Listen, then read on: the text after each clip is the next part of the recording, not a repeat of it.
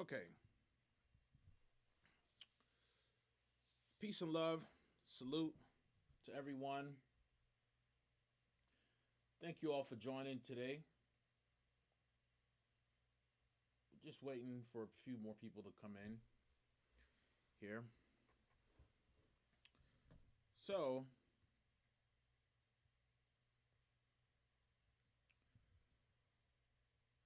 the topic of discussion today is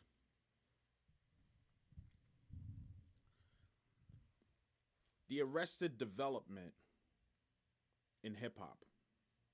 Or should I say, why hip hop is at a standstill. Just gonna shut this door.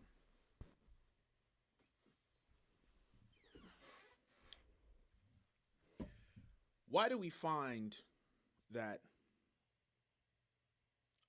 a lot of our hip hop artists and acts tend to have some sort of arrested development to a certain degree?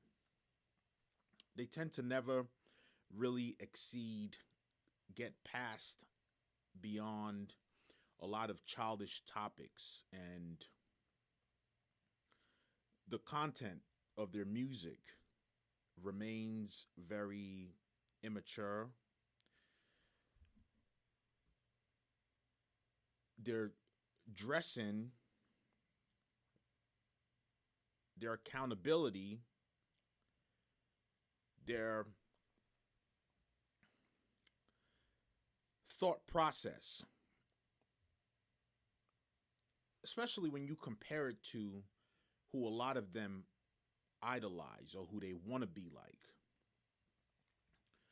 Right? A lot of hip hop artists look up to, if you sit any most hip hop artists down, at least, within a certain era and even, in today's time, and you ask them to list their top 5 artists, you'll find that you 9 times out of 10, or maybe 8 times out of 10, you'll find that you have guys like Tupac or Biggie in their top 10, or Jay-Z or Nas, something of that sort.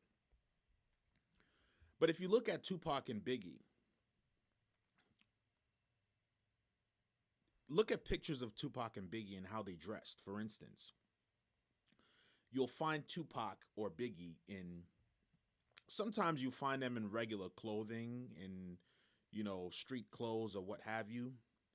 But on their album covers, for instance, and especially Tupac, even on a day-to-day music videos, you see that these guys dressed up. They wore button-up shirts. And Tupac, for instance, had his, destructive moments in songs and lyrics and things like that.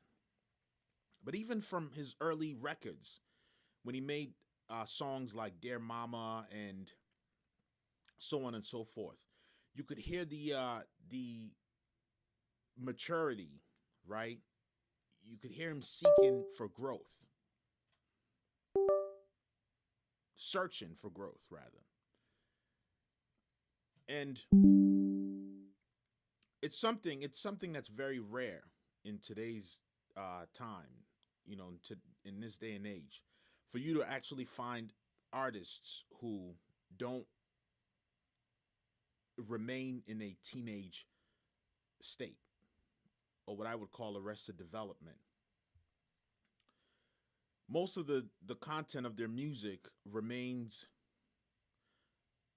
promoting drugs, promoting violence, promoting all sorts of sexual, explicit sexual content and immorality. And the music lacks luster, right? They're not taking their time creating these projects and songs. You'll hear producers talk about, when they talk about the making of a song, you'll hear them oftentimes say things like, "Oh, I created this beat in 20 minutes or 15 minutes." Now, this is not how things were back in the days. It's not how things were back in the days. Back in the days, you would find that artists took their time, they made a connection with the producer, they worked closely with the producer,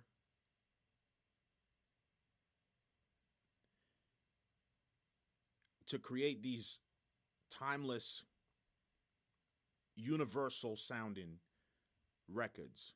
Not saying that everyone's mute that the music is for everyone. You know, nothing will ever be for everyone. Nothing could ever be for everyone. But the songs had meaning to them. Now there are a lot of exceptions, obviously. You know, not saying that in every genre, in every era, there isn't immorality and all sorts of degradation and um, ridiculous behavior, right? But where's the accountability overall in hip hop and for our elder statesmen in hip hop as a whole? Because oftentimes when we talk about the damage that hip hop is doing in our community, the negativity and toxicity that our so-called artists are spewing into our community, into our ears, and to our children, there's no accountability. And oftentimes we tend to play victim and say, oh, why is hip hop the only community where this whole ageism is a thing? You know, where after a period of time, the artist is seen as not relevant, or no one wants to hear them, or they're old. Whereas in other genres, their legacy artists, and legends can continue to tour and make music and get the support from their audience and fans for a long time. And I'll tell you why. I'll explain it, right? See, your audience in a lot of other genres, the topics and the context of what these artists and songwriters are making can often be, very general or universal concepts, topics, or even sometimes, and it could be ambiguous, right? In the sense that the writer is writing it from a perspective where, it could be introspective, or it's written from a perspective where only they understand what's being said or what they're saying. And then it leaves the audience to their imagination to over, extended periods of time. Even it could even run into years or decades, where the audience is constantly trying to figure out what the writer meant by what they said. But if you look at hip hop in general, you'll find that in most cases, the topics are often, they remain immature for a very long period of time. And your audience, the audience that sees you growing, when they meet you, when your audience discovers you at an early stage, early age, right? They don't stop growing. They continue to go through different phases of their lives, from, let's say, high school to graduation, to getting their first job, to preparing for college, to their internships, to getting a real career job, to preparing, dating and preparing for marriage, to marriage, and so on and so forth. And they discover you, let's say, in their teenage years. But over the period of time, you're not growing, and you're still spewing the same ideas and the same in your music and the same concepts and content from 15, 20, 30 years back. There's no growth, right? So your fan base, after a while, they grow up, they become intellects, they become lead thought leaders, they become influencers, they become heads of industries, family people, and you expect them to still support the same childish um, music content and still listen to these things. Some of them have children, and things that were okay for them to listen to by themselves in their car, riding and doing all sorts of immature stuff, may will likely not be appropriate for them to listen to with their children. So a lot of our artists are not evolving, right? And yet they wonder why they don't get the same support as other genres. Like even a lot of our classic legacy artists, art acts in R&B. Same thing could apply to even R&B. There's certain records, like for instance, from Whitney Houston, Mariah Carey, and some of these artists. And if you cross over and go to other genres that's not considered urban, um, talk about Pink Floyd, talk about the Beatles, you know, these were real writers, songwriters. These were real musicians. It wasn't about popularity. In this day and age, and the music industry is partly to blame for this as well, because in this day, in back in the days, you didn't necessarily have to have a big following to get a record deal or to be signed to a major label. But in this day and age, the audience has to be there already, right?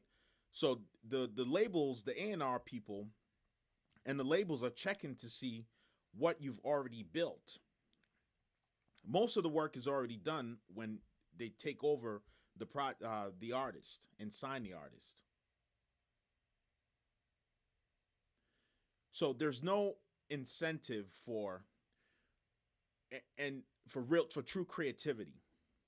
And even when the artists are very talented, they could be very talented, but they're not creative. They're not original. They want to be like what's popular, what's trending, right? And trends are trends. They come and go.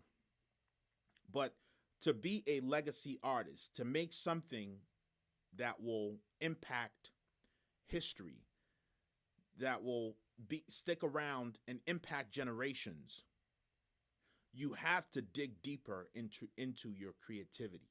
It's not about the trends and wanting to be like who's currently popular or who's famous today. It has to be more introspective. You have to not care so much about the virality of the content or how people receive it. It has to be true emotions and true expressions. That's what art is, right? And if you look at a lot of people, a lot of guys like or artists, who are still around today and who are still appreciated and recognized for their contribution, their great contribution to music. For instance, guys like Nas, let's say. He's often accused of, not having the right beat pick, beats track selection, right? They say, oh, sometimes Nas's tracks lackluster. But art is subjective, and you can't really tell an artist, you know, that they should have used green or blue, green instead of blue.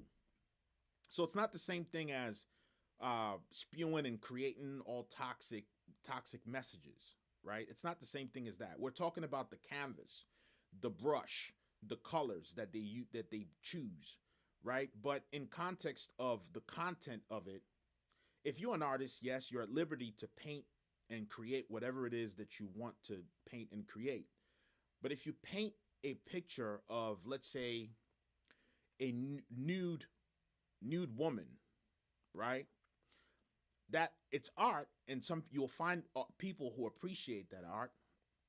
But that piece of work cannot be presented in the setting of, let's say, a high school exhibition, right? A display, a art exhibition in a high school. It's not appropriate. So it's not so the context of that, of saying art should be subjective and artists should be free to create whatever they want to create. It's true. They should be. But don't be mad when you don't get that support, or when your work doesn't have the staying power over decades, over generations, and you're unable to work continuously, to tour continuously, because you haven't grown, you haven't shown growth. And you can't tell me that, like, take for instance Lauryn Hill, Miseducation of Lauryn Hill. What a beautiful album. What a classic album. One of the greatest to ever do it, right? And she hasn't really released any new body of work. But that album, you could turn on that album today and still listen to it from start to finish. Not saying that you may not skip every song on there is for everyone. That's not the point.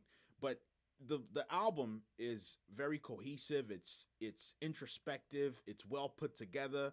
You can tell, that there's intent and there's meaning behind it. So let's encourage our young artists to work on being on their creativity, right?